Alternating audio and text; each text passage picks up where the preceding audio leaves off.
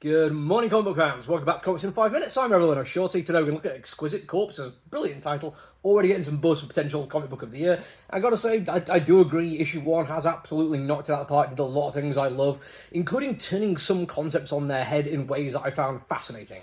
I fairly recently had a chance to talk about how I dislike getting the gang together arcs in first issues of ensemble cast stories. I think it's possible to do it well, and some people definitely do it better than others. But in the grand scheme of things, I'd rather be, story starting as soon as we can. Don't get me wrong, I'm character first when it comes to creating good characters and hanging a story off them. But if what you're telling me for the first issue is just here are a bunch of characters, it gets in the way of the narrative. This particular one, there's a lot of characters introduced. Not only the 12 hired killers, but also the 12 people at the head of the organisations who have hired them to do the killing, plus some townsfolk who have to exist in this place where the killing is going to take place. Thankfully, Tinian absolutely balances to perfection what I need to know that's essential to the story and what is essential to the characters and their place in it. He does this by mostly just doing it as a roll call. In one page each for, I'd say, 11 of the 12 off the top of my head, we just get a very short little snappy intro of the people who are hiring the killers, a very quick look at the method of the killing, and an introduction to them by name, and then pretty much like half the page, or a third of the page, should I say, them just looking badass. But because it is done so quickly and so effectively with such a good use of words, like nothing wasted, not a syllable spent where it didn't need to be, the economy of it is fantastic, nothing else is needed, we just like, right, okay, we know what's going on here in this world, we know that these people are doing stuff for a certain reason, we know that this is why they're hiring, we know this is who they've hired, and we know that they look amazing, let's go. Just names, basic concepts, let's move on, let's get to the story. In the background of all that, we actually have some more work being put in. It could be that this kind of slows it down a little bit because it's interspersed so well by short, sharp story beats. It feels like all it does is just roll along into one amalgamation of basically excellent timing. Those extra things we get are introduction to a few of the actual characters who live in the city. First off, we get the county sheriff. Don't worry, I'm usually very anti-cop, but in this case, he's one of the good guys. He knows that some guy who works in a convenience store does deal a little bit of drugs, and he's okay because, it's going to be at a party where all the kids go to, and it's tradition, and, all the kids for years have gone and done this and got drunk and got high, and he knows when he was a kid he used to do it, so he just lets the guy know to keep it down low, not letting it get too crazy, because, one of the good ones. He also sells out his entire county for $10 million, so people can turn up and do loads of killing, but don't worry, one of the good ones.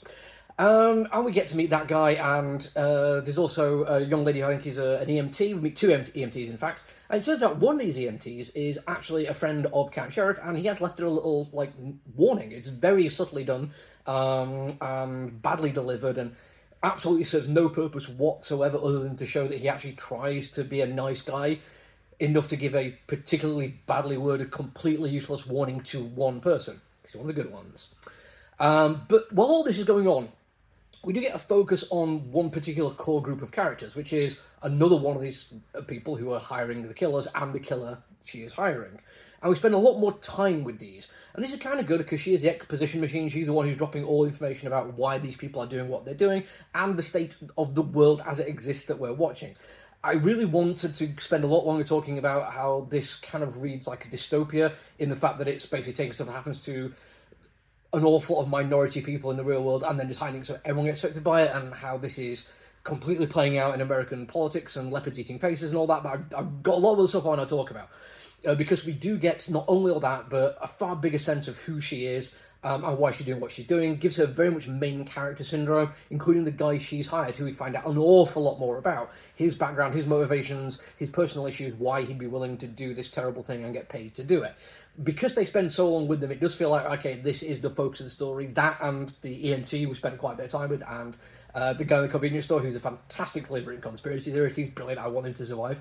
And a fantastic little side story about a gay couple trick-or-treating. And I think they've got quite a lot of main character on about them too. But all this going on, it's also fantastically well done. Walsh is a really good artist. He's not necessarily one of my go-to artists. If I see the name on something, it's absolutely going to move the needle. But him working with Bel Air in this first issue is brilliant. It sets the tone. He does really just functional layouts. He never really pushes it too far, but doesn't need to, because this is about economy. It's an oversized issue, but they still have an awful lot to get through, so they have to be a little quick about it, and Walshy's perfect for it. He does a really, really good job.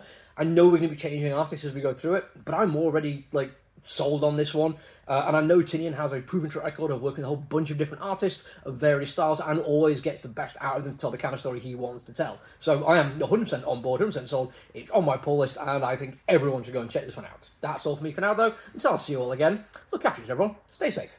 Bye!